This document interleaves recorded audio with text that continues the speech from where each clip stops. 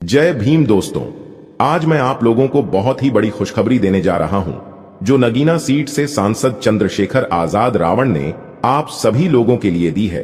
अगर आप उन लोगों में से हैं जो समानता, अधिकार और सामाजिक बदलाव की बात करते हैं, तो यह खबर आपके लिए बहुत ही खास होने वाली है। और हाँ, वीडियो को अंत तक देखिएगा, क्योंकि आगे जो मैं बताने जा रहा हूं उसे सुनकर हर बहुजन को अपने आप पर गर्व होगा।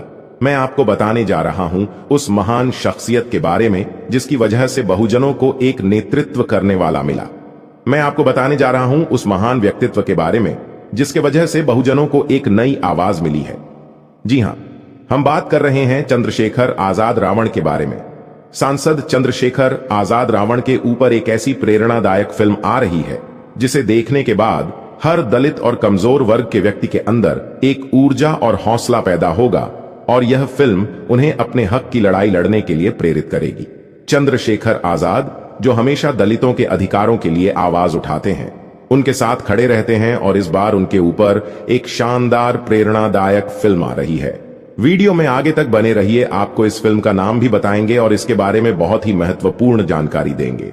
यह फिल्म जल्द ही रिलीज होगी और मैं अब आप लोगों को इस फिल्म से जुड़ी एक कहानी बताने जा रहा हूं। यह फिल्म एक दलित लड़के के संघर्ष की है जो ऑस्ट्रेलिया जैसे देशों में अपने सपनों को साकार करता है।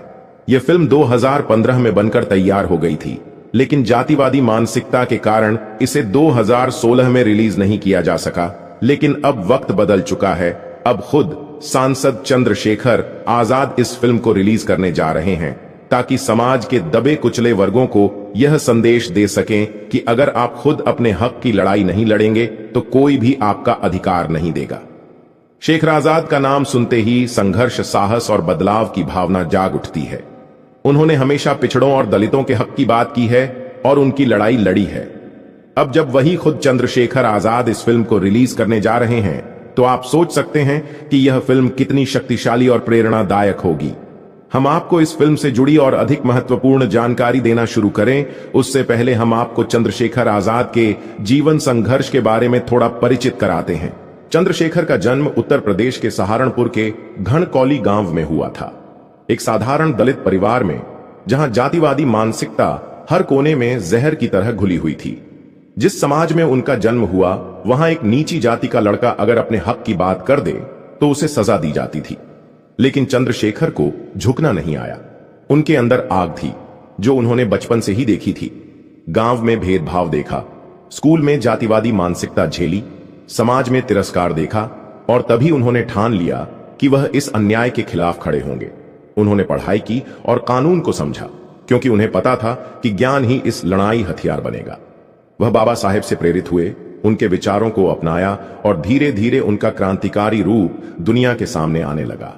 2015 का साल था जब सहारनपुर की धरती पर एक नया सूरज उग रहा था, एक ऐसा सूरज जिसने सदियों से अंधकार में डूबे बहुजन समाज को रोशनी देने की ठानी थी। वो नाम था चंद्रशेखर आजाद रावण। यह कोई साधारण युवा नहीं था, बल्कि क्रांति की चिंगारी थी। चंद्रशेखर ने जब भीम आर्मी की स्थापना की तो दलित समाज में एक नई हलचल मच गई।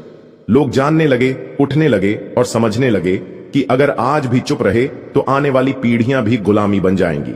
भीम आर्मी सिर्फ एक संगठन नहीं था, बल्कि एक ऐसी ताकत थी जो समाज के लिए बनी थी, जिसे हमेशा दबाया गया और बंधनों में जकड़ कर रखा गया। लेकिन सोचो, यह बदलाव क्या इतनी आसानी से मंजूर होने वाला था? क्या वो लोग जिन्होंने सदियों से बहुजनों को दबा कर रखा इतनी जल्दी से स्वीकार कर लेते? नहीं। सत्ता को भीम आर्मी से खतरा महसूस होने लगा। उन्हें डर था कि अगर यह दलित एक हो गए, अगर यह पढ़ लिख गए, अगर यह अपने हक के लिए खड़े हो गए, तो उनका खेल खत्म हो जाएगा। साजिशें शुरू हो गई। मीडिया ने प्रोपेगेंडा फैलाना शुरू किया कि भीम आर्मी एक उग्र संगठन है। जातिवादी ताकतों ने अफवाहें फैलाई कि चंद्रशेखर समाज को भड़का रहा है। लेकिन असली सवाल यह था कि भड़क कौन रहा था? क्या भड़काने वाला वो था जो कह रहा था कि पढ़ो, जागो, आगे बढ़ो, या वो लोग जो सदियों से यह बताते आए थे कि तुम नीच हो, तुम्हारा काम सिर्फ दूसरों की सेवा करना है? लेकिन चंद्रशेखर झुकने वालों में से नहीं था। वह जानता था कि सत्ता उसकी ताकत से घबराई हुई है। उसने निडर होकर बहुजन समाज को संगठित करना जारी रखा, लेकिन सत्ता ने उसे रोकने के लिए हर तरीका अपनाया। फिर आया 2017 में सहारनपुर हिंसा का वो काला दिन, जिस दिन ऊंची जातियों के लोगों ने दलित बस्तियों को निशाना बनाया, उनके घर जलाए, और जब दलितों ने प्रतिरोध किया तो सारा दोष उन पर ही मढ़ दिया गया। मीडिया ने चिल्लाकर कहा कि भीम आर्मी दंगे करवा रही है। पुलिस ने एक एक करके भीम आर्मी के कार्यकर्ताओं को उठाना शुरू कर दिया और आखिरकार चंद्रशेखर को गिरफ्तार कर लिया गया। लेकिन यह गिरफ्तारी एक साधारण गिरफ्तारी नहीं थी। इसमें जातिवादी सत्ता की गहरी साजिश थी। उसे सिर्फ खेल में नहीं डाला गया, बल्कि उस पर राष्ट्रीय सुरक्षा कानून NSA तक लगा दिया गया।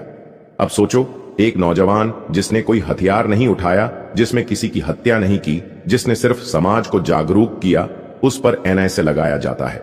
ऊंची जातियों का डर था, उस पूरे सिस्टम का डर था जो चाहता था कि दलित हमेशा जमींदारों के गुलाम बने रहे। लेकिन चंद्रशेखर कोई ऐसा व्यक्ति नहीं था जिसे जेल की सलाखें तोड़ सकती हैं। उसकी विचारधारा बाहर निकलती रही, लोगों को जगाती रही, आंदोलन चलता रहा और बहुजन समाज की चेतना बढ़ती रही। फिर सत्ता को लगा कि इसे जेल में रखने से भी फायदा नहीं हो रहा है, क्योंकि भीम आर्मी और भी ताकतवर होती जा रही थी और आखिरकार जनता के दबाव, कानूनी लड़ाई के बाद चंद्रशेखर को रिहा करना पड़ा। लेकिन कहानी यहीं खत्म नहीं हुई। जेल से निकलने के बाद उन्होंने राजनीति में कदम रखा, आजाद समाज पार्टी बनाई और सीधे सत्ता से मुकाबला करने की ठानी।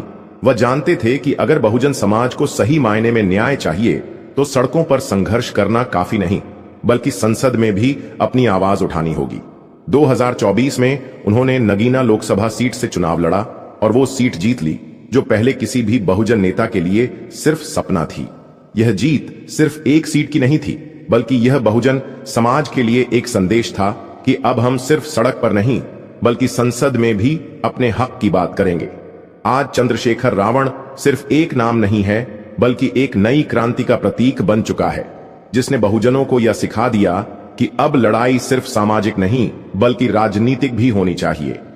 लेकिन अब सवाल उठता है, क्या यह लड़ाई सिर्फ चंद्रशेखर की है? क्या सिर्फ वही लड़ेंगे या तुम भी इस आंदोलन का हिस्सा बनेंगे? अगर तुम इस क्रांति को आगे बढ़ाना चाहते हो तो इसे फैलाना होगा, इसे हर घर तक पहुंचाना होगा, क्योंकि अगर आज तुमने चुप रहना चुना तो आने वाली पीढ़ियां फिर से गुलामी में चली जाएगी। साल 2017 में सहारनपुर हिंसा के बाद चंद्रशेखर को सबसे बड़ा निशाना बनाया गया। सत्ता ने सोचा कि अगर उसे जेल में डाल दिया जाए तो भीम आर्मी खत्म हो जाएगी, आंदोलन रुक जाएगा। लेकिन वह भूल गए थे कि जिस विचार को बाबा साहेब ने जिंदा किया, उसे कोई जेल में डालकर नहीं रोक सकता है। चंद्रशेखर सालों तक जेल में रहे, लेकिन उनका आंदोलन बंद नहीं हुआ। उन्होंने जेल से भी संदेश भेजे। उन्होंने साबित किया कि वह कोई आम नेता नहीं, बल्कि एक क्रांतिकारी है। जब वह जेल से बाहर आए तो उनकी आवाज और ज्यादा बुलंद हो चुकी थी। भीम आर्मी अब सिर्फ उत्तर प्रदेश तक सीमित नहीं थी, बल्कि पूरे देश में फैल चुकी थी। अब सवाल यह उठता है, क्या चंद्रशेखर ही इस देश के नए अंबेडकर हैं? देखिए, इतिहास हमें बताता है कि बाबा साहेब ने हमें संविधान दिया, हमें अधिकार दिए, लेकिन क्या हमने उनका सपना पूरा किया? नहीं। आज भी जातिवाद जिंदा है, आज भी मंदिरों में प्रवेश नहीं मिलता है, आज भी बहुजन समाज सबसे ज्यादा गरीब और पिछड़ा है। चंद्रशेखर ने राजनीति में कदम रखा क्योंकि उन्हें समझ आ गया कि जब तक सत्ता पर काबिज नहीं होंगे तब तक हक नहीं मिलेगा। वो राजनीति में बदलाव लाना चाहते हैं ताकि बहुजन समाज के लोग सम्मान के साथ जी सकें। उनकी पार्टी आजाद समाज पार्टी सिर्फ एक राजनीतिक दल नहीं, बल्कि एक आंदोलन है। उनका मकसद सत्ता हासिल करना नहीं, बल्कि बाबा साहेब के सपनों का भारत बनाना है। सोचो, 1947 में हमें आजादी मिली, लेकिन क्या बहुजन समाज को उसका हक मिला? नहीं। संविधान तो बना, लेकिन क्या बहुजन समाज को बराबरी नहीं मिली? आज भी मंदिरों में घुसने पर पिटाई होती है, आज भी दलितों को कुएं से पानी नहीं भरने दिया जाता है, आज भी सवर्ण मानसिकता वाले लोग हमसे नफरत करते हैं। यह कैसा लोकतंत्र है? यह कैसी बराबरी? और सबसे बड़ा सवाल, अगर बाबा साहेब ने हमें संविधान दे दिया था तो फिर हमें आज भी अपने हक के लिए क्यों लड़ना पड़ रहा है? क्यों? क्योंकि राजनीति हमारे हाथ में नहीं है। कानून हमारे हाथ में बनते हैं, लेकिन उसे लागू करने वाली सत्ता हमारे खिलाफ बैठी है। यही तो समस्या है, यही वह चाल है जो हमें गुलाम बनाकर रहता है। बाबा साहेब ने कहा था, सत्ता की चाबी अपने हाथ में लो, लेकिन क्या हमने ऐसा किया? नहीं। अब चंद्रशेखर रावण आए हैं और उन्होंने इस चाल को तोड़ने की ठान ली है। उन्होंने देखा कि जब तक राजनीति में हमारे लोग नहीं होंगे, तब तक यह संविधान हमारे लिए सिर्फ किताबों में रहेगा, जमीन पर नहीं। और यहीं से शुरू हुआ नया अंबेडकर युग, जब चंद्रशेखर शेखर राजनीति में आए तो उन्होंने वही किया जो सत्ता को सबसे ज्यादा रहता है। उन्होंने बहुजन समाज को संगठित करना शुरू कर दिया। उन्होंने सिर्फ वोट मांगने की राजनीति नहीं की, बल्कि उन्होंने हमें लड़ना सिखाया। अब सवाल उठता है, क्या उनकी राजनीति सिर्फ सत्ता के लिए है? नहीं। आजाद समाज पार्टी एसपी सिर्फ एक राजनीतिक दल नहीं, बल्कि एक क्रांतिकारी आंदोलन है। यह उस गुलामी के खिलाफ लड़ाई है जो हमें धर्म और जाति के नाम पर आज भी जकड़े हुए हैं। यह वही लड़ाई है जो बाबा साहेब ने लड़ी थी। फर्क बस इतना है कि अब यह लड़ाई वोट की ताकत से लड़ी जाएगी, लेकिन सत्ता को यह कैसे मंजूर होगा? आज भी जब चंद्रशेखर भाषण देते हैं तो कुछ लोग तिलमिला जाते हैं। जब वह बहुजन समाज को एकजुट करते हैं तो सत्ता के गलियारों में हलचल मच जाती है, क्योंकि यह लड़ाई सिर्फ एक नेता की नहीं है, यह पूरे बहुजन समाज की लड़ाई है। अब तुम्हें तय करना है, क्या तुम इस क्रांति का हिस्सा बनेंगे या फिर उसी गुलामी में जी होंगे जहां तुम्हारे पूर्वज थे। अगर तुम चाहते हो कि बाबा साहेब का सपना पूरा हो, अगर तुम चाहते हो कि बहुजन समाज सत्ता में आए, तो इस आवाज को फैलाओ, इस वीडियो को हर घर तक पहुंचाऊं, क्योंकि यह सिर्फ एक वीडियो नहीं, एक क्रांति है। क्या तुमने कभी सोचा है कि इस देश में जब कोई बहुजन समाज का नेता होता है, जब कोई दबे कुचले समाज की आवाज बन रहा है, तो सबसे पहले उस पर हमले क्यों होते हैं?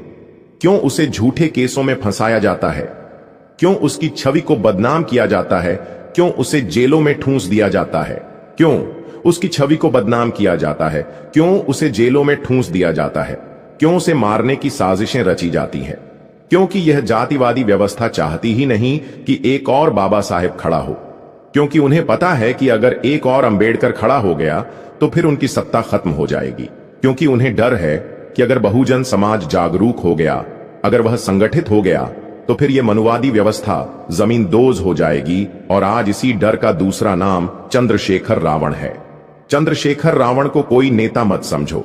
वो सिर्फ राजनीति के लिए नहीं खड़े हुए, वह सत्ता के लिए नहीं लड़ रहे हैं, वह तुम्हारे अधिकारों के लिए, तुम्हारे सम्मान के लिए, तुम्हारे भविष्य के लिए लड़ रहे हैं। वह उसी आंदोलन को आगे बढ़ा रहे हैं जिसे बाबा साहेब ने शुरू किया था। जब उन्होंने भीम आर्मी बनाई, तब इस जातिवादी सत्ता को पहली बार एहसास हुआ कि यह लड़का अलग है। यह लड़का बिकने वाला नहीं है, झुकने वाला नहीं है, डरने वाला नहीं है। और यही वजह थी कि उसे दबाने के लिए, खत्म करने के लिए हर साजिश की गई, झूठे मुकदमे लगाए गए, जेल में डाला गया, उसकी जान लेने की कोशिशें हुई। लेकिन क्या वह रुका नहीं? क्योंकि जो अंबेडकरवादी होता है वो मर सकता है, जरेनिय, लेकिन झुक नहीं सकता है। जो सच्चा बहुजन योद्धा होता है वह देख नहीं सकता। आज जब चंद्रशेखर रावण राजनीति में आए हैं तो लोगों ने कहना शुरू कर दिया कि क्या वो देश के नए अंबेडकर बन सकते हैं? चंद्रशेखर रावण अंबेडकर नहीं बन सकते, कोई भी नहीं बन सकता। बाबा साहेब सिर्फ एक इंसान नहीं थे, वो एक विचारधारा थे, वो एक क्रांति थे, वो ताकत थे जिसने इस देश की नींव हिला दी थी। उन्होंने जो सहा, जो झेला, जो कुर्बान किया, वह कोई दूसरा नहीं कर सकता। क्या आज कोई है जो अपना पूरा जीवन सिर्फ और सिर्फ बहुजन समाज के लिए कुर्बान कर दें? क्या कोई है जो बिना रुके, बिना थके पूरी जातिवादी सत्ता से अकेले टकरा जाए? क्या कोई है जो अपने सुख, अपने परिवार, अपनी दौलत, अपनी पूरी जिंदगी समाज के लिए दांव पर लगा दें? नहीं, ऐसा सिर्फ एक ही इंसान कर सकता था, और वो थे बाबा साहेब भीमराव अंबेडकर। बाबा साहेब ने हमें संविधान दिया, हमें अधिकार दिए, हमें इंसानियत का दर्जा दिलाया। वो सिर्फ एक नेता नहीं थे, वो दलितों, अछूतों, बहुजनों के भगवान हैं। लेकिन हां, अगर चंद्रशेखर रावण उनके अधूरे सपनों को पूरा करते हैं, अगर वह बाबा साहेब के मिशन को आगे बढ़ाते हैं, अगर वह बहुजन समाज को जागरूक करते हैं, तो हम उन्हें समर्थन देंगे, सम्मान देंगे, साथ देंगे। लेकिन ध्यान रखें, अगर कोई यह कहे कि चंद्रशेखर राव अंबेडकर से ऊपर है, तो समझ लो वो झूठा है। अगर कोई यह कहे कि बाबा साहेब के बराबर कोई हो सकता है, तो समझ लो वो धोखेबाज है। सच्चा अंबेडकरवादी वही होगा जो बाबा साहेब की छाया में रहेगा, जो बाबा साहेब के विचारों को आगे बढ़ाएगा, जो सत्ता के लिए नहीं, समाज के लिए लड़ेगा। और अगर कोई बाबा साहेब से ऊपर जाने की कोशिश करेगा, तो जान लो को बहुजन समाज का दुश्मन है। बाबा साहेब सिर्फ एक व्यक्ति नहीं, एक युग थे, और युग कभी दोबारा नहीं आता है, बस उसकी मशाल को जलाए रखना पड़ता है। सोचिए, जब कोई गुलामी की जंजीरों को तोड़ने की कोशिश करता है तो सबसे ज्यादा तकलीफ किसे होती है? वही ताकतें जिन्होंने हमें इंसान नहीं समझा, जिन्होंने हमें मंदिरों से बाहर रखा, जिन्होंने हमारे पुरखों को पढ़ने नहीं दिया, जिन्होंने हमें गंदे कामों तक सीमित रखा, आज भी वो नहीं चाहते कि कोई बहुजन समाज को जाग जाए। जब कोई ऐसा व्यक्ति खड़ा होता है जो न झुकता है न बिकता है, जो मनुवादियों की नींव हिला सकता है, जो सत्ता को चुनौती दे सकता है, तो क्या वह चुपचाप उसे आगे बढ़ने देंगे? नहीं, बल्कि वो उसके खिलाफ साजिशें रचेंगे, अफवाहें फैलाएंगे, उसकी छवि को खराब करने की कोशिश करेंगे, ताकि बहुजन समाज का विश्वास उस पर से उठ जाए। यही तो हो रहा है आज चंद्रशेखर रावण के साथ। सोशल मीडिया पर झूठ फैलाया जा रहा है। कभी उसे अपराधी बताया जाता है, कभी उसे जातिवादी बताया जाता है, कभी कहा जाता है कि वह बिक चुका है, कभी कहा जाता है कि वह राजनीति कर रहा है। लेकिन ये सब अफवाहें फैलाई जा रही हैं, क्योंकि उन्हें डर है इस बात का कि अगर चंद्रशेखर मजबूत हुआ तो बहुजन समाज एक हो जाएगा। डर इस बात का कि अगर बहुजन एक हो गए तो उनके मंदिरों की दुकानों पर कोई नहीं जाएगा। झड़र इस बात का कि अगर बहुजन शिक्षित हो गया तो कोई उनकी गुलामी नहीं करेगा। इस बात का कि अगर बहुजन सत्ता में आ गया तो उनकी मनुवादी सत्ता खत्म हो जाएगी। इसीलिए वो हर संभव कोशिश कर रहे हैं कि चंद्रशेखर को कमजोर किया जाए, कभी झूठे मुकदमे लगाकर, कभी मीडिया के जरिए बदनाम करके, कभी उनकी रैलियों को रोककर, कभी उनके समर्थकों को धमकाकर। यह वही हथकंडे हैं जो बाबा साहेब के खिलाफ भी अपनाए गए थे।